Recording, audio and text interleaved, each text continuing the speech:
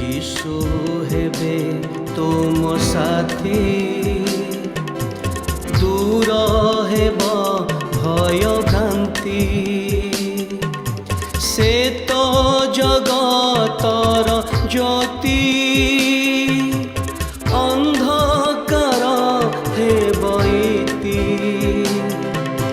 प्रात ज्योति, प्रात ज्योति, जीवन जला प्रात ज्योति।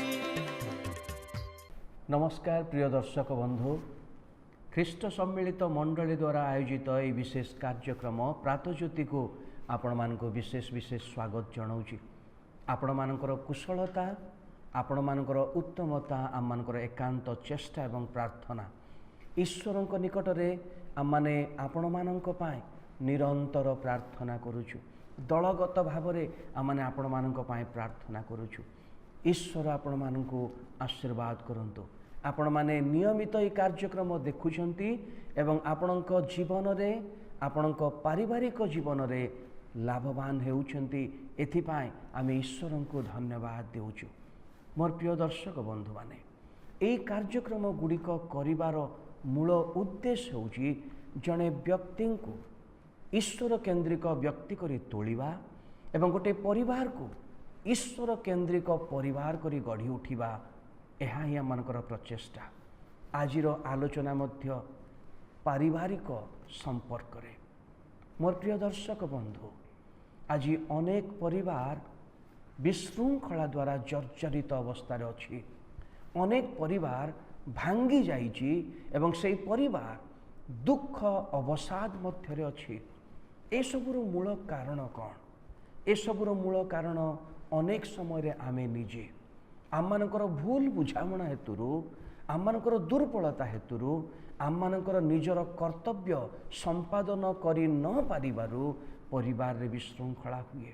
आम माने केही काहाकू अपेक्षा करि पारि न थाउ एवं अपेक्षा न करी समय एवं सुजोगर अपेक्षा न करी आमे उत्तर प्रत्युत्तर करू। तेणु विशृंखला आपे आपे परिवार रे स्थान पाए।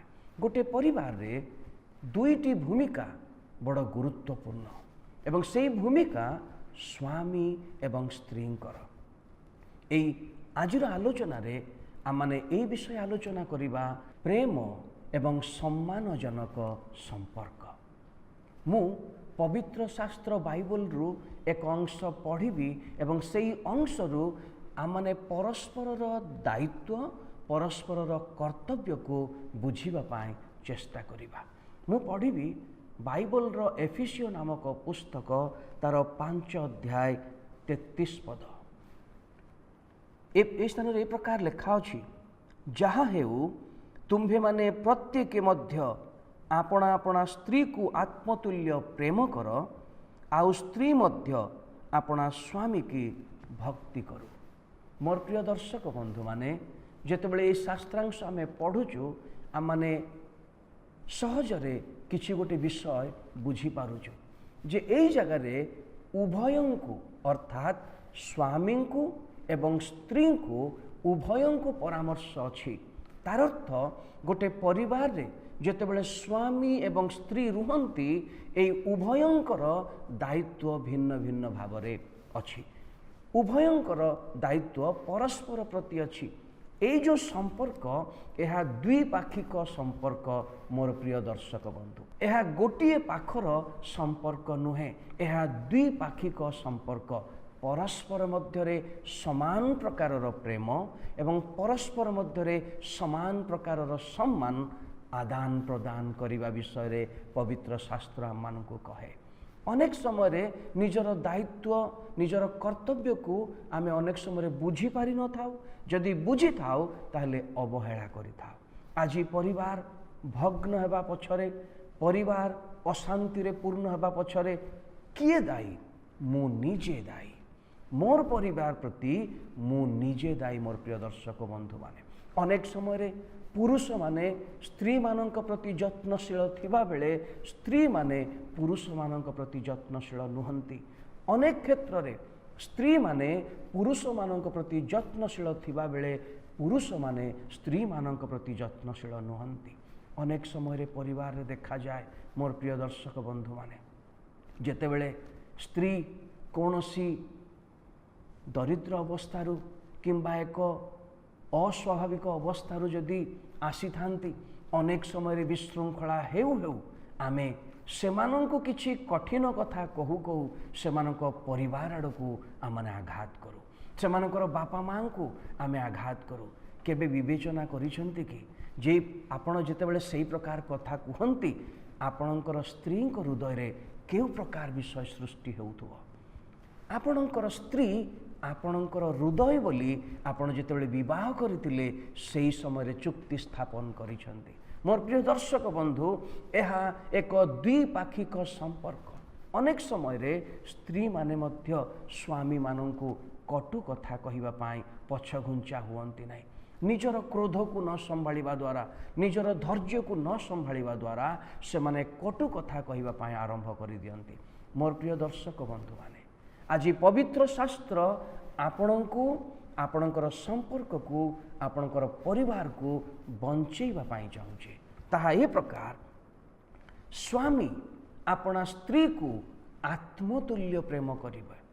निजको कष्ट हेले जेमती लगुची निजर स्त्री को कष्ट हेले सेमती अनुभव करिबा होची आत्मतुल्य प्रेम, निज भली प्रेम।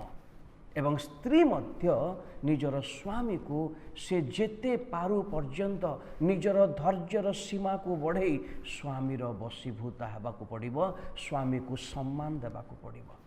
प्रेम करिवार अर्थ मध्य सम्मान जणैबा एवं समर्पण करिवार अर्थ मध्य सम्मान जणैबा।